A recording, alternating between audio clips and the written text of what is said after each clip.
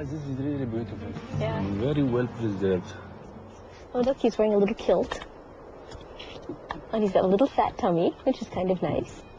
And he's got the water jars. One is here, and the other one's here. And they're actually pouring water. They're pouring libations, offerings to the god. Let's clean them off a little bit better there. In this extreme climate, it's no surprise to find depictions of water offerings in the temple. Water is life. In the heat, particularly in the summer here, when it can be 50 degrees Celsius, water is an absolutely welcome offering. Along with the water-bearing god Happy, the sandstone column is inscribed with the Nubians' mysterious text. The seated man, this is the letter A, and he's got his head here, he's got an arm down, an arm upraised, and he's sort of crouching. And we know he sounds like ah. Unfortunately, while we know he starts a lot of words, and we know what he sounds like, we have no idea what these words mean.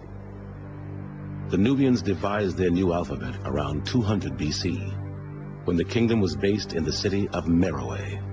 As part of a cultural renaissance, the Meroites, as they are known, replaced Egyptian hieroglyphs with their own written language. Until it is deciphered, scholars can only read what other cultures of the time wrote about the kingdom. We do have some records about the Meroitic kingdom from outside sources. There's Greek historians who have written about the kingdom of Meroe, and they had contact with the Roman Empire and, of course, Egypt. But we don't have the Meroites' point of view. If you can read the script, it's the actual people that are talking to you. They're talking to you about themselves. What we really need to find is something akin to the Rosetta Stone that was found in Egypt that helped to decipher the Egyptian hieroglyphs. We need a bilingual text.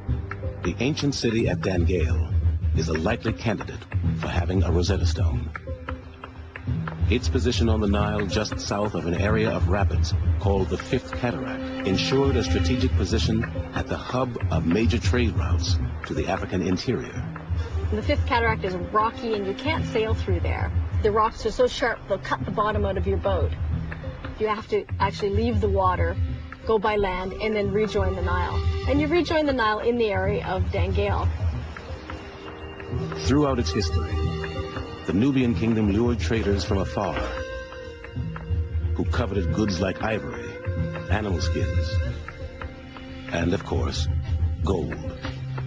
People of many different cultures and languages, Greeks, Egyptians, and Romans, all traded with Nubia.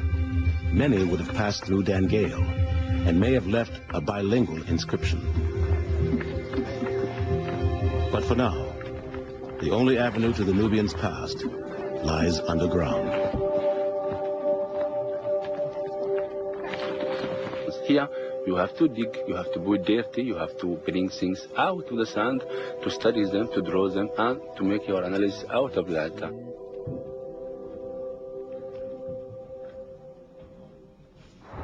The North African weather doesn't always cooperate. 3 weeks into the dig, a swirling cloud on the horizon means a tough job is about to get a lot tougher.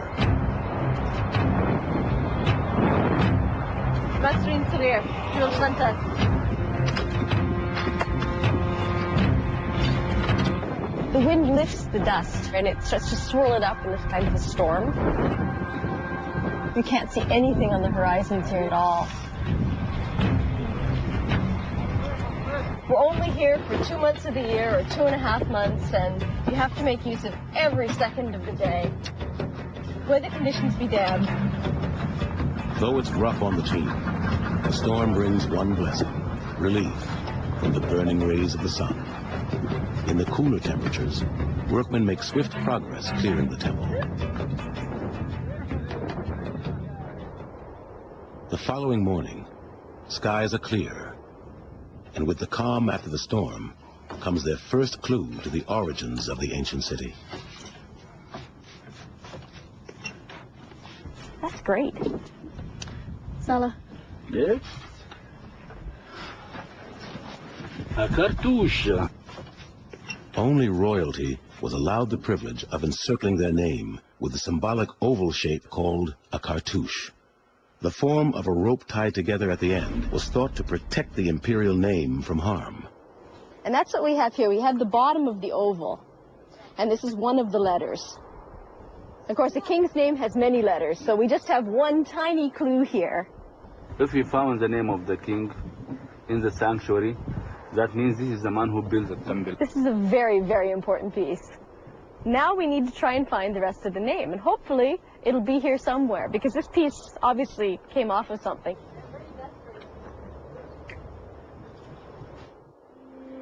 Though Julie and Salah don't know exactly who built the Amun temple at Dangail, they suspect it dates back some 2,000 years to the Meroitic period.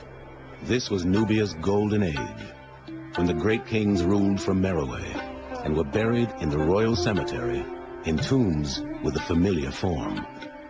Influenced by their proximity to Egypt, the Nubians admired the massive tombs at Giza and began burying their royalty in pyramids of their own.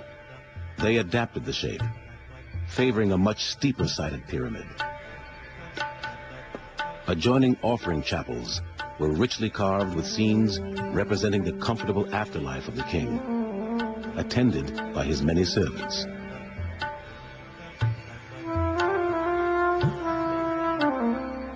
Not only kings are buried in the pyramids of Meroe. After the 3rd century BC, a series of strong queens occupied the throne and may have been co-regents. One of the most powerful ruled near the time of Christ, just before the temple at Dangail was probably constructed. Mani Sheketo is a really powerful Nubian queen. She's carrying bows and arrows. These are traditionally the accoutrements of a man. She's got prisoners tied up. There's a good possibility that she actually fought off the Romans. In 23 BC, Roman soldiers attacked the Nubian kingdom. According to their accounts, the Nubian resistance was led by a valiant woman, blind in one eye, who scholars believe may be a Mani Sheketo. The queen successfully stopped the Romans from overtaking her kingdom, and even brokered a favorable peace treaty.